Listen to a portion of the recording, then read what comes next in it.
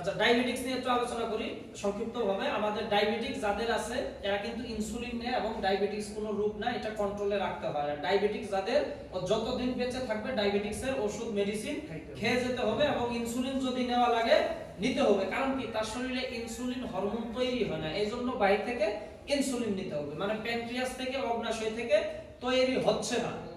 এই জন্য কি আমাদের চমৎকার সলিউশন আছে, সুপার মাইন্ড প্লাসটা সে খাবে। এটা ইনসুলিন হরমোনটাকে ব্যালেন্স করবে এবং কি তৈরি করবে। এবং আমাদের আছে মেডিসেপ ডায়া, মেডিসেপ ডায়াটা খাবে, এটা ডায়াবেটিক্স এর জন্য। এবং কি ইপিএন 10টা খাবে, এনহ্যান্স পাওয়ার নিউট্রিশন। এই তিনটা খেলে চমৎকার ভাবে কাজ করবে ইনশাআল্লাহ। এবং আপনি মেডিসেপ ডায়া এবং ইপিএন 10টাও দিতে পারেন।